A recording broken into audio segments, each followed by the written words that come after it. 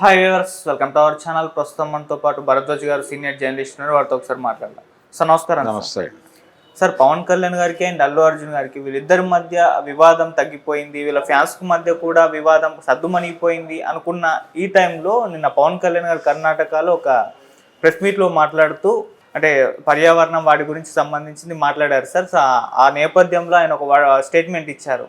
అంటే ఇంతకుముందు సినిమాల్లో హీరోలు అడవులను కాపాడేవారు, ఇప్పుడు గొడ్డలు పట్టుకొని స్మగ్లింగ్ చేయడం కూడా హీరోయిజం అయిపోయింది అన్నట్టుగా స్టేట్మెంట్ ఇచ్చేసరికి ఇది పుష్ప సినిమాని పరోక్షంగానే విమర్శించారు ఆయన అని చెప్పేసి చాలామంది మాట్లాడుకుంటున్నారు. మరోసారి చర్చలకు దారితీసింది, మరోసారి వీళ్ళిద్దరి మధ్య వివాదం ఉంది అని చెప్పేసి అందరు కూడా మాట్లాడుకోవడం చూస్తున్నారు సార్. మరి ఆయన స్టేట్మెంట్ని మీరే విధంగా చూస్తారంటారు సార్? అంటే ఆయన శాఖకి పరిమితమై మాట్లాడాడు. మాట్లాడే క్రమంలో ఆయన మాట్లాడింది బెంగళూరులో కాబట్టి ఒక కన్నడ సినిమా రెఫరెన్స్లో మాట్లాడాడు. ఆయన గంధద గుడి అని రాజ్ కుమార్ విష్ణువర్ధన్ నటించినటువంటి ఒక పాత సినిమా, 40 ఏళ్ళు అన్నాడు కానీ అంతకంటే ఎక్కువే అయింది. అది దాదాపు 48-49 సంవత్సరాల క్రితం రిలీజ్ అయిన సినిమా అది.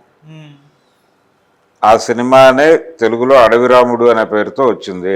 ఎన్టీ రామారావు అనే హీరో యాక్ట్ చేశాడు తెలుగులో. అంటే ఒక రకంగా ఆ రోజుల్లో అడవిరాముడిలో కావచ్చు, లేకపోతే చిరంజీవి గారి కొండవీటి దొంగలో కావచ్చు, ఈవెన్ కొద్దో గొప్ప వేటగాడులో కావచ్చు, ఆ సినిమాల్లో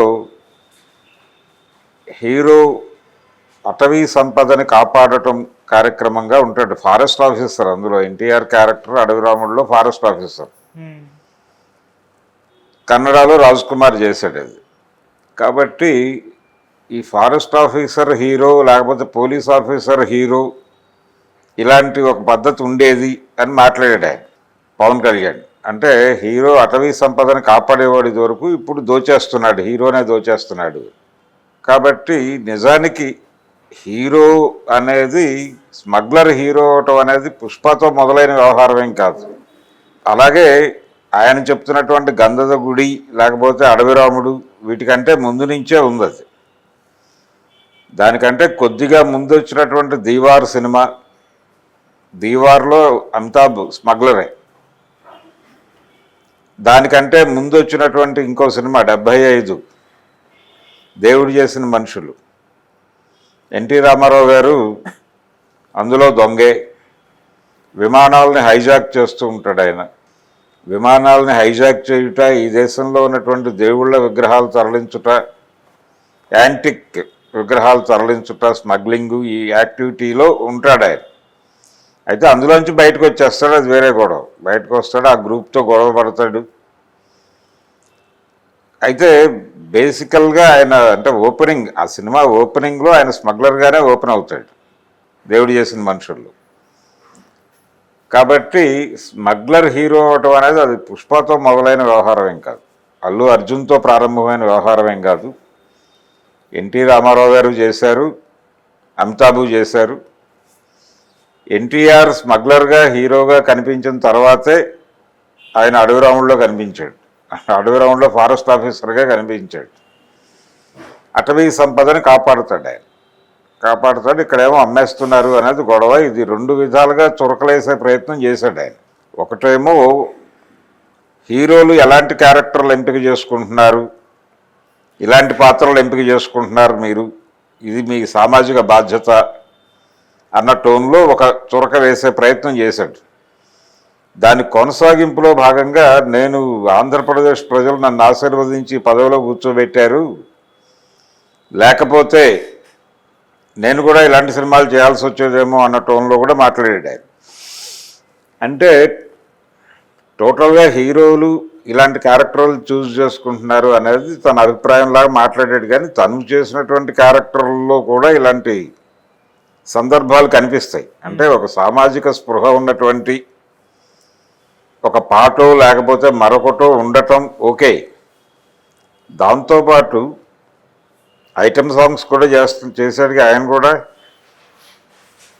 అది కూడా తప్పే అంటే పూర్తి పవిత్రంలోకి వెళ్ళిపోయి ఒక క్యారెక్టర్గా చూడాలి. నిజానికి పుష్పరాజు క్యారెక్టర్కి జాతీయ పురస్కారం వచ్చింది, పైగా తెలుగు హీరోలకి మొదటిసారి వచ్చింది. అది తెలుగు సినిమాకి ఉత్తమ నటుడి పురస్కారం రావటం అనేది అదే మొదటిసారి. పుష్పరాజ్ క్యారెక్టర్కి జాతీయ ఉత్తమ నటుడి పురస్కారం ఇవ్వటం మీద ఆ రోజున ఈ విమర్శ వచ్చింది. స్మగ్లర్ క్యారెక్టర్కి ఎలా ఇస్తారు అవార్డు అని మాట్లాడారు. దాదాపు అదే అభిప్రాయం ఇప్పుడు ఈయన మాట్లాడాడు. ఆ రోజునే మాట్లాడి ఉండొచ్చుగా, అప్పుడెందుకు మాట్లాడలేదు, ఇప్పుడు ఎందుకు మాట్లాడుతున్నాడు, ఇప్పుడు మాట్లాడుతున్నాడంటే ఈ వివాదం ఉంది కాబట్టి. అంటే తను వైఎస్ఆర్సీపీకి ఏదో ప్రచారం చేశాడు, శిల్పా రవి కోసం వెళ్ళి ప్రచారం చేశాడు. ఈ కాంటెక్స్ట్లో దీన్ని కొంచెం కాంట్రడిక్ట్ చేసేటువంటి ప్రయత్నం చేస్తున్నారు. ఆయన ఇంటెన్షనల్గానే అనుండొచ్చు కూడా. అంటే పుష్పాని ఆయన ప్రస్తావించలేదు, పుష్ప పేరు ప్రస్తావించకపోయినప్పటికీ టోన్ అదే. ఆయన టార్గెట్ చేసింది పుష్ప సినిమాని అని అనుకోవడంలో ఎటువంటి మొహమాట పడాల్సిన అవసరం లేదు. నిజానికి దాన్ని యాంటీ క్లాక్ వైజ్ హీరోయిజం అని ఒక జానరు త్రివిక్రమ్ శ్రీనివాస్ కంటే ముందు ఉన్నటువంటి, అంటే త్రివిక్రమ్ శ్రీనివాస్తో ఇప్పుడు ఆయన ట్రావెల్ అవుతున్నాడు పవన్ కళ్యాణ్.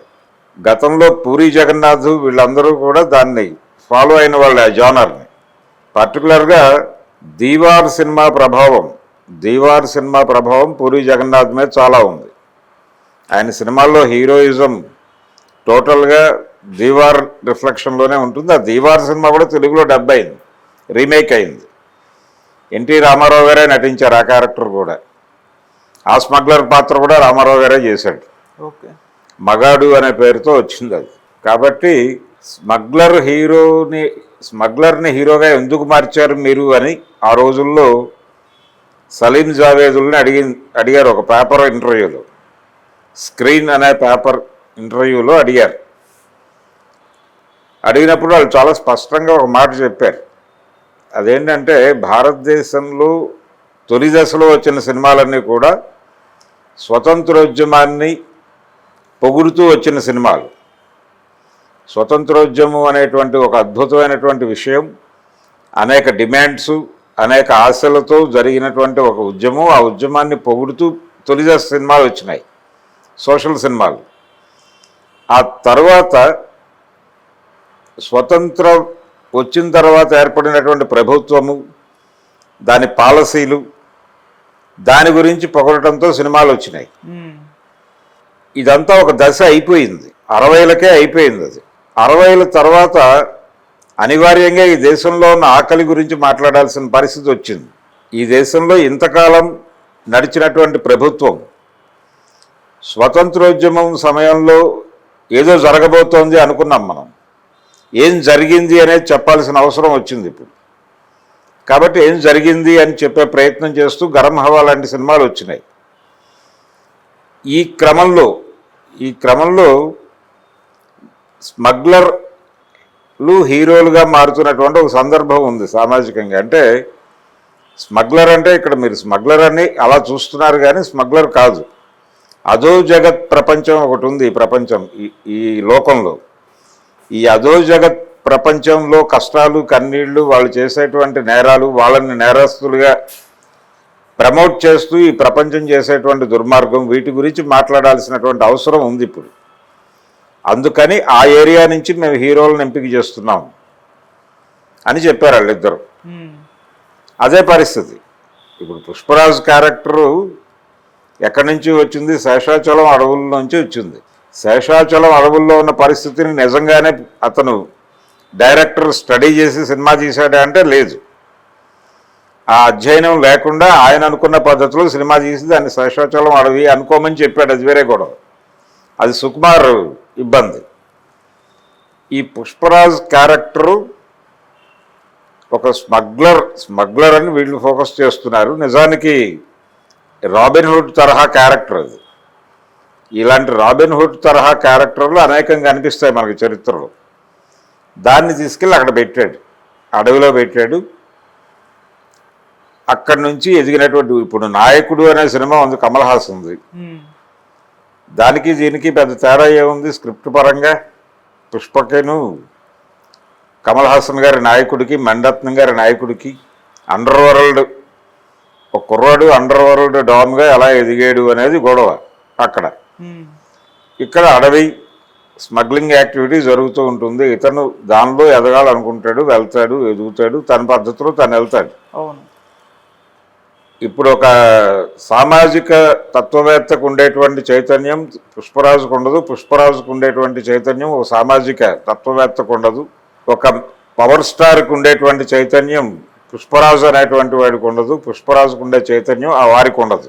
అందుకని నిజానికి ఇప్పుడు అడవుల్లో నుంచి సంపద తరలిస్తోంది ఎవరు అనే ఒరిజినల్ కాంటెక్స్ట్లో గెడితే పుష్పరాజు అనే క్యారెక్టరు ఒక రకంగా నరేంద్ర మోడీని, అమిత్ షాని ఆ రెండు క్యారెక్టర్లకి కలిపినటువంటి ఒక పాత్రకి సూచికగా చూడాల్సినటువంటి అవసరం ఉంది.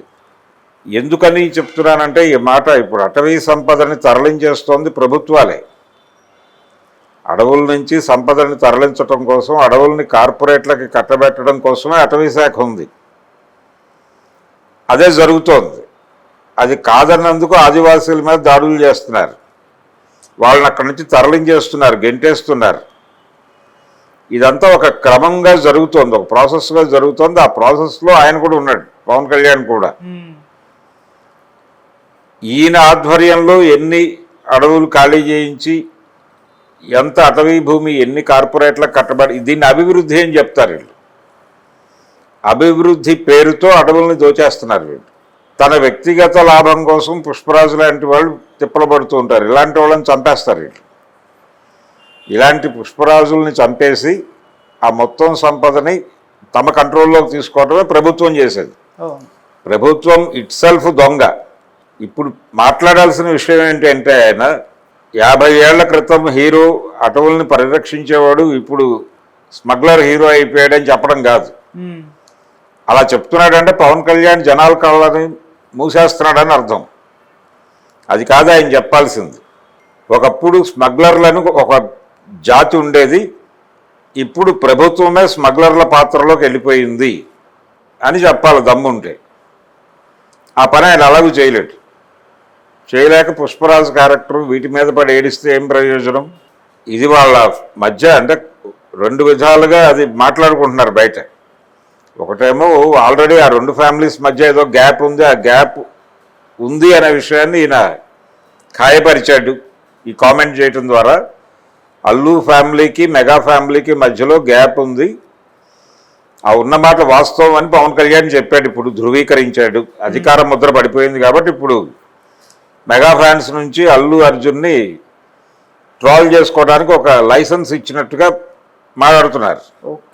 నిజంగా లైసెన్స్ ఇచ్చారా, లేకపోతే అరవింద్ గారి మధ్యలోకి వచ్చి సయోధ్య చేస్తాడా? నిజానికి ఆయన పవన్ కళ్యాణ్ మంత్రి అవగానే వెళ్ళి అభినందించినటువంటి చలనచిత్ర ప్రముఖుల్లో ఆయన ప్రముఖ స్థానంలో ఉన్నాడు. ఆయన పక్కనే కూర్చుని మాట్లాడాడు. బయటకు వచ్చి మీడియాతో మాట్లాడింది కూడా ఆయన ఒక్కడే. అందరి తరఫున ఆయన ఒక్కడే మాట్లాడాడు అరవింద్ గారు. అంటే ఒక రిలేషన్ ఏదో ఉంది వాళ్ళకి.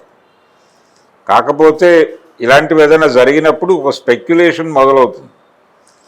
నేను ఈ విషయాన్ని, అంటే ఆయన మాట్లాడిన మాటలను కేవలం అల్లు అర్జున్ని టార్గెట్ చేస్తూ మాట్లాడాడు అక్కడ వరకే చూడటం లేదు. ఇంకా బ్రాడర్ వ్యూలో పవన్ కళ్యాణ్ అనే వ్యక్తి సినిమా హీరోగా ఉంటే ఏవో వేషాలు వేసుకునేవాడు. కానీ ఇప్పుడు ఆయన దోపిడీ ముఠాలో భాగస్వామి అయ్యాడు. అడవుల్ని దోచేసేటువంటి ముఠాతో చేతులు కలిపాడు ఆయన. దానికి ఆయన సమాధానం చెప్పుకోవాల్సిన పరిస్థితి వస్తే చెప్పుకోడు, పారిపోతాడు. అది పవర్ స్టార్ పరిస్థితి. పవర్ స్టార్ అంటే అదేదో చంద్రముఖిగా మారుతున్న అనే ఒక డైలాగ్ ఉంటుంది చంద్రముఖి సినిమాలో. అలా ప్రభుత్వం స్మగ్లర్గా మారిపోయి ఉన్నటువంటి సందర్భంలో ప్రభుత్వంలో ఈయన భాగస్వామి అయ్యాడు. కేంద్ర ప్రభుత్వంతో సయోధ్యలో ఉన్నాడు ఆయన. భారతీయ జనతా పార్టీ ఒళ్ళో కూర్చుని ఆడుకుంటున్నాడు ఆయన. భారతీయ జనతా పార్టీ మణిపూర్లో చేస్తోంది అదే. మణిపూర్ అడవుల మొత్తాన్ని తన హస్తగతం చేసుకుని అటవీ సంపదని దోచుకోవడం కోసం అక్కడున్న కుక్కీలను బయటకు గెంటేస్తున్నారు, కుదిరితే చంపేస్తున్నారు. చాలా ప్రాంతాల్లో జరుగుతోంది అదే. ఆపరేషన్ కగార్ అనేటువంటి పేరుతో మొత్తంగా భారతదేశంలో ఉన్న అడవులన్నింటినీ, అక్కడ ఉన్నటువంటి మూలవాసుల్ని ఖాళీ చేయించే ప్రయత్నంలో భారతీయ జనతా పార్టీ ఉంది. దాని గురించి మాట్లాడే దమ్ముంటే మాట్లాడవచ్చు. ఆ పోలికలో అడవిరాముడి గురించి మాట్లాడు, గంధదగుడి గురించి మాట్లాడు, దేని గురించి అయినా మాట్లాడు. అంతే తప్ప పుష్పరాజు క్యారెక్టర్ అసలు ఆ క్యారెక్టరు అదో సినిమా, ఆ సినిమా గురించి ఈయన మాట్లాడటం, దానికి మళ్ళీ 50 ఏళ్ల క్రితం సినిమాల పోలిక పెట్టి, అదే గంధదగుడిలో చేసినటువంటి రాజ్ కుమార్ గారు అంతకుముందు స్మగ్లర్ క్యారెక్టర్లు చేశాడు. అడవిరాముల్లో ఫారెస్ట్ ఆఫీసర్గా కనిపించిన రామారావు గారు 75లో దేవుడు చేసిన మనుషుల్లో స్మగ్లర్గానే నటించాడు. మగాడులో కూడా స్మగ్లర్గానే కనిపించాడు ఆయన. ఈవెన్ ఆయన నటించినటువంటి ఎదురులేని మనిషిలో కూడా అలాంటి క్యారెక్టరే. అంటే ఇలాంటి క్యారెక్టర్లే హీరోలు అనేది 75 నుంచి ప్రమోట్ అవుతూ వచ్చింది. సినిమాలు అలా మారిపోయినాయి. కిరాతకుడిలో చిరంజీవి గారు చేసిన క్యారెక్టర్ ఏమిటి? అదొక మనస్తత్వం ఉన్నటువంటి క్యారెక్టర్ అంతే. ఎందుకు చేసావు ఆ క్యారెక్టర్, నీకు విలువలు లేవా అని చిరంజీవిని ప్రశ్నిస్తే ఇప్పుడు ఏం చెప్తాడు ఆయన సమాధానం? చిరంజీవి అనే టైటిల్తో సత్యనారాయణ గారు ఒక సినిమా తీశాడు చిరంజీవితో. అందులో చిరంజీవి క్యారెక్టర్ సైకో క్యారెక్టర్. ఎందుకు చేసావంటే ఆ క్యారెక్టర్ చేయాలి, ఆ నటుడిగా తనని ప్రూవ్ చేసుకోవడానికి ఆ క్యారెక్టర్ చేశాడు అతను. అంతే తప్ప నేను ఇటువంటి క్యారెక్టర్లా చేస్తాను అని మడికట్టుకుంటే ఎలా కుదురుతుంది? సమాజంలో ఉన్న అన్ని రకాల ముఖాలని చూపించగలిగితే నిన్ను నటుడు అంటారు. ఆ క్రమంలోనే దానికి ఉత్తమ నటుడి పురస్కారం వచ్చింది పుష్పరాజుకి. స్మగ్లర్కి ఎందుకు అవార్డు ఇచ్చారంటే స్మగ్లర్ కాదుగా, అతను ప్రొఫెషనల్గా స్మగ్లర్ అని మీరు చెప్తున్నారా? కాదు కదా, ఒక స్మగ్లర్ క్యారెక్టర్ని అతను పోర్ట్రైట్ చేశాడు. చేసిన పద్ధతి బాగుంది, జనాలకు నచ్చింది, ప్రజలను ఇన్ఫ్లుయెన్స్ చేయగలిగాడు తన నటన ద్వారా, అయిపోయింది. అవార్డుకి అంతకుమించి అర్హతే ఉంది. ఇవన్నీ పవన్ కళ్యాణ్ ఇలా మాట్లాడటం తప్పు.